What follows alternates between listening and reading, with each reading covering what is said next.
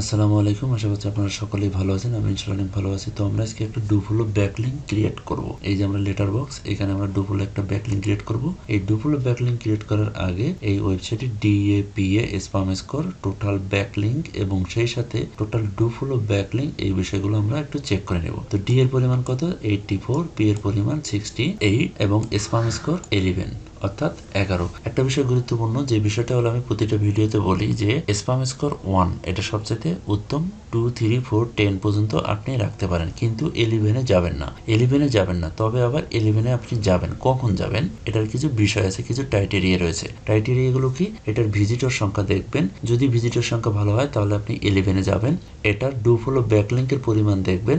যদি এটা 80% পার হয়ে যায়, 80% আপ হয়ে যায়, সেক্ষেত্রে আপনি এই ওয়েবসাইটে ব্যাকলিঙ্ক ক্রিয়েট করতে পারেন। তো আমি যদি এই সাইটটাতে টোটাল ডুফলো ব্যাকলিঙ্কের পরিমাণটা যদি পার্সেন্টেজ হিসেবে যদি দেখি, তাহলে 87% কিন্তু ডুফলো ব্যাকলিঙ্ক। সুতরাং এই সাইটটাতে যদি আমি একটা ব্যাকলিঙ্ক যদি আমি ক্রিয়েট করি, আমি প্রফিটেবল হব। তো এর জন্য আমি কি করব? প্রথমে আমি আমার সাইটটাকে ওপেন করে নেব। এখানে আমরা যাওয়ার পর দেখেন যে ক্রিয়েট অ্যাকাউন্ট, সাইন ইনের পর ক্রিয়েট অ্যাকাউন্ট, এখানে আমি ক্লিক করব। এখানে ক্লিক করার পর ইমেল অ্যাড্রেস দিতে হবে, ইউজার নেম, পাসওয়ার্ড, প্রত্যেকটা বিষয় আমরা পুঙ্খানুপুঙ্খানুভাবে খুব সুন্দরভাবে দিয়ে নেব। তো আমি ইউজার নেম, পাসওয়ার্ড এবং ইমেল অ্যাড্রেসটা দিয়ে দিচ্ছি। তারপরে ইউজার নেম আমি দিব। ইউজার নেম দেওয়ার পরে আমি পাসওয়ার্ড দিয়ে দিব।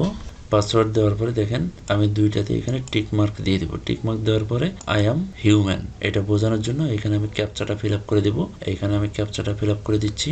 ক্যাপচাটা দেওয়ার পরে সাইন আপ, আমি সাইন আপে ক্লিক করব। সাইন আপ ক্লিক করার পর আমি অবশ্যই পাসওয়ার্ডটা সেভ দিয়ে দিব। দেওয়ার পরে দেখেন আমার অ্যাকাউন্টটা কিন্তু এখানে ক্রিয়েট হয়ে গেল। এখন ক্রিয়েট হওয়ার পরে আমাকে তো ব্যাকলিঙ্ক ক্রিয়েট করতে হবে, তাই না? তো ব্যাকলিঙ্ক ক্রিয়েট করার জন্য দেখেন আমি যে এই যে ইউজার নেম দিয়েছি, ইউজার নেম অনুযায়ী কিন্তু আমার এখানে প্রোফাইলের আইকনটা চলে আসছে। তো আমি কি করব, যেহেতু আমরা ব্যাকলিঙ্ক ক্রিয়েট করব, এই জন্য আমরা প্রোফাইলে যাব অথবা সেটিংয়ে যাব। তার সাথে প্রোফাইলে যাই। প্রোফাইলে যাওয়ার পরে এই যে এডিট প্রোফাইল, আমি এডিট প্রোফাইলে যাব।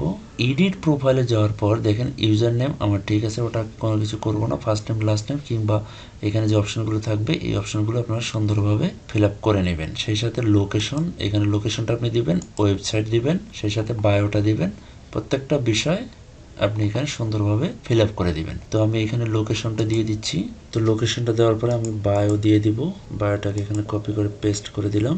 বায়ো দিয়ে দেওয়ার পরে দেখেন এই যে ওয়েবসাইট আছে অপশন, এই ওয়েবসাইটে আমি এখানে আমার ওয়েবসাইটের লিঙ্কটা দিয়ে দেব। ওকে, তো আমি ওয়েবসাইটের লিঙ্কটা দিলাম। দিয়ে দেওয়ার পরে আমি জাস্ট একটু নিচের দিকে আসবো।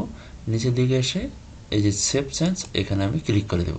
সেভ চেঞ্জে ক্লিক করার পরে আমি কি করব, আমি আমার প্রোফাইলে যাব। প্রোফাইলে যাওয়ার পর জাস্ট প্রোফাইল, এখানে আমি ক্লিক করব। আমি এই যে উপরে আমি প্রোফাইলে গিয়ে এখানে ক্লিক করে দিলাম। তো এইখানে ক্লিক করার পর দেখেন আমি কিন্তু আমার বায়োটা ডিটেলস দেখতে পাচ্ছি। তাহলে আমার ওয়েবসাইটটা কোথায় গেল? আমি যে ব্যাকলিঙ্ক ক্রিয়েট করলাম সেই ওয়েবসাইটটা কোথায় গেল? দেখেন এই যে আমার প্রোফাইলের নিচে এখানে দেখেন এই যে আমার ওয়েবসাইটটা কিন্তু এখানে ক্লিকেবল কিংবা লিঙ্ক হয়ে গেছে। আমি যে ঠিকানা দিয়েছি বাংলাদেশ এবং আমার ওয়েবসাইটটা দিয়েছি, এখানে যদি আমি ক্লিক করি তাহলে কিন্তু আমি নেক্সট পেজে আমার ওয়েবসাইটটাকে আমি দেখতে পাচ্ছি। তো এভাবে আপনি আপনার ওয়েবসাইট কিংবা আপনার কাস্টমারের ওয়েবসাইটের জন্য সুন্দর করে ব্যাকলিঙ্ক ক্রিয়েট করবেন। ঠিক আছে? তো আজকের ভিডিওটা এই পর্যন্তই। সকলে ভালো থাকবেন, সুস্থ থাকবেন। আল্লাহ হাফেজ। কোনো প্রবলেম হলে অবশ্যই জিজ্ঞেস করবেন।